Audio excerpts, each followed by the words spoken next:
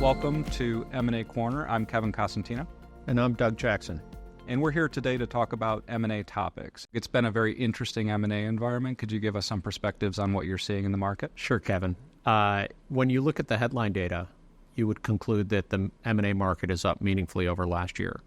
However, it's not evenly distributed. What's been driving M&A volume this year is a concentration of transactions in the transformational category or mega transactions that are limited to a handful of sectors.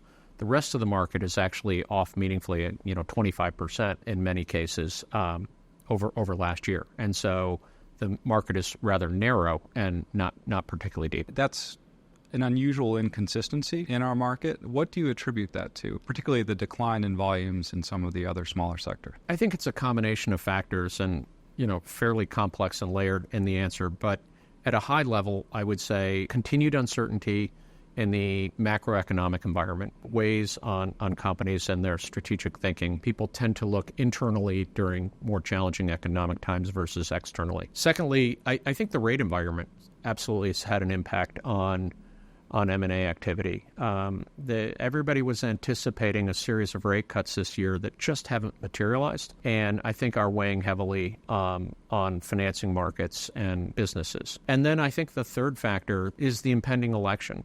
And historically, when we look at M&A data correlated to election cycles, there really isn't a meaningful impact. And we've gone back and looked at the last 5 election cycles, and there's no meaningful impact. But I think you would agree that this election cycle may be a little different. Why do you think that might be?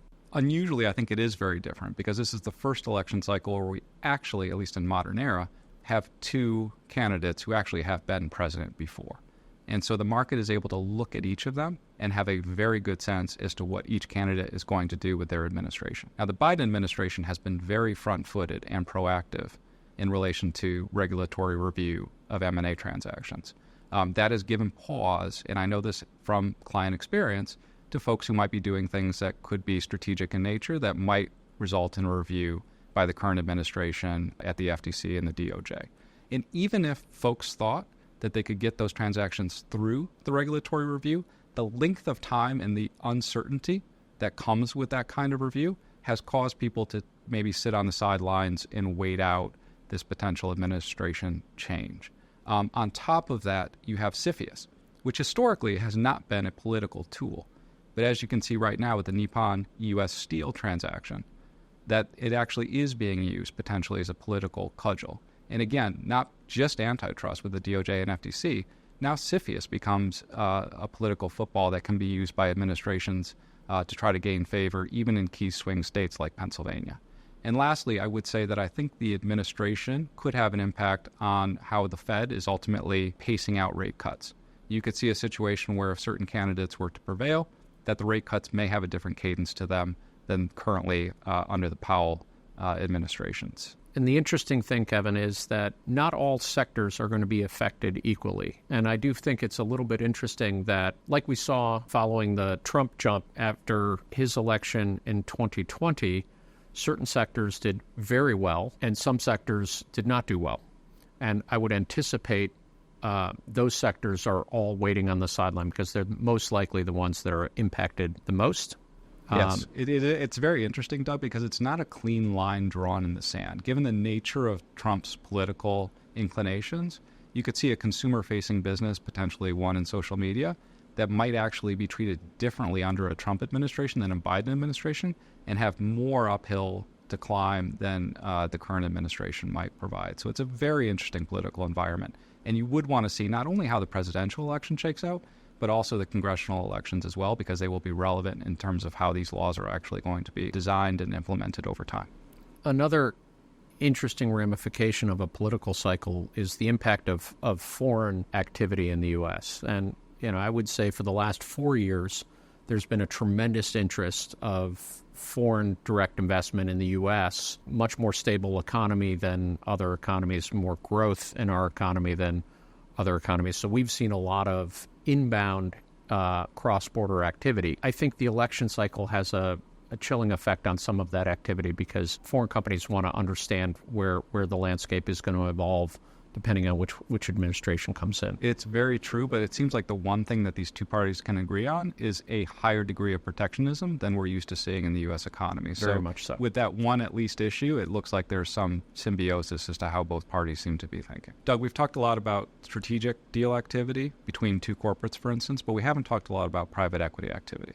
So I was hoping we could touch on how the political landscape may actually affect how sponsors are thinking about their own portfolios and what kind of deal activity you expect going forward. I don't know if I see the private equity landscape being materially impacted by the political environment as much as by the rate environment. And that's just had a tremendously chilling effect on private equity activity. As everybody anticipated rate cuts, people anticipated a tremendous amount of pent-up demand. People refer to the proverbial dry powder. It's at record levels in private equity hands.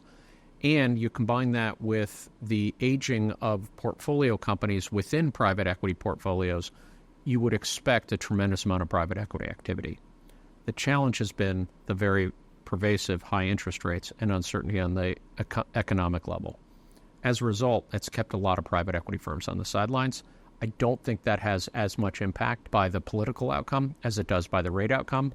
And to the extent those two are linked, then it should unleash a lot more private equity activity on both monetizations of portfolios, because there's just tremendous pressure to return capital to investors, as well as deploying new capital. So, Doug, if I hear you right, there's effectively a lot of pent-up demand. There's pent-up demand both with strategics who are looking to potentially wait and see how the selection cycle plays out, and then there's pent-up demand on the private equity side of the equation, because people are looking for those rate cuts that will then go directly to valuation and allow people to actually go to market with the assets that they would like to go to market with. So when I take a step back and I think about where we are with this potential election cycle, it really is about the uncertainty that everyone is facing between now and November as to what administration is going to come through at the end of the day. But it does appear to be the case that regardless of which party wins, there should be a release of that pent-up demand. Because with the Trump administration, you will have certain points of view in terms of what the regulatory environment, for instance, looks like, and potentially what the rate cut environment looks like. But even in the case of a Biden administration, at least you have the clarity for the next 4 years as to what the landscape looks like in Washington, D.C., and can act accordingly. So the removal of that uncertainty in November should create the opportunity for an increase in deal volumes across the board, more so than we've seen so far in 2024. I completely agree, Kevin. And, frankly, that's kind of scenario planning is what I think we do really well, is working with clients to map out potential outcomes and how they should react. Doug, I think you're absolutely right. I mean, this is an environment where you absolutely want to be prepared because there will be activity that comes on the back of this election, and getting everything organized in advance is going to be important to position yourselves in the right way. So the best advice that Doug and I can give is to reach out to your M&A professional and let us help you think through these complicated issues and prepare you for what's to come.